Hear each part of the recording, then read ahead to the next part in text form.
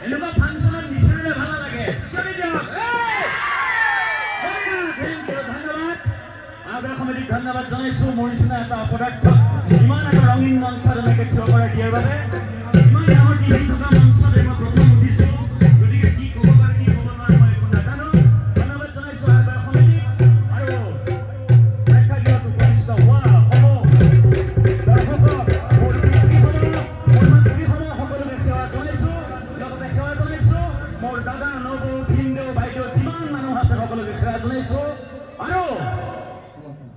মোৰ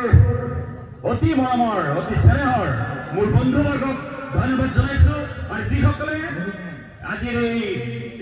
সাংস্কৃতিক সন্ধিয়া উপভোগ কৰিম বুলি ভাবি অকণমান আগলৈ গৈ নিজকে ৰঙীন কৰি আহি অলপ নাচিম নাচিম মনোভাৱ এটাৰে ৰৈ আছে তেওঁলোককো ধন্যবাদ জনাইছো আৰু সমবেদনা জ্ঞাপন কৰিছো সেইসকল পুৰুষক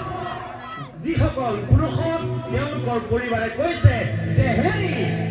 মোৰ খেলপথাৰত আজি বিহু ফাংচন আছে মই বিহু ফাংচনলৈ যাওঁ আপুনি আপোনাৰ ল'ৰা ছোৱালীকেইটাক টিউচনৰ পৰা আনি ভাত পানী খুৱাই ভালদৰে খুৱাই থব তেওঁলোকক মোৰ সমবেদনা জ্ঞাপন কৰিছো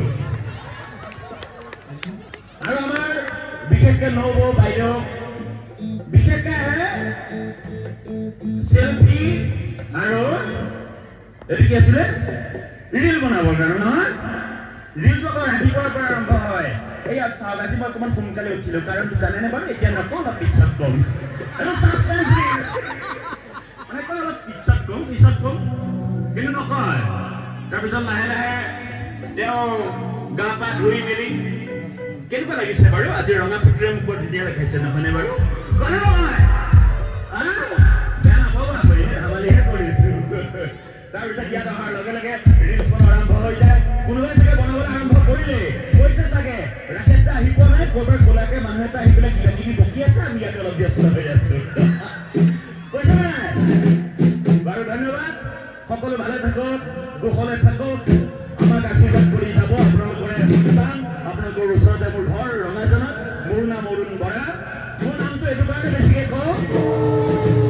হেৰি নহয়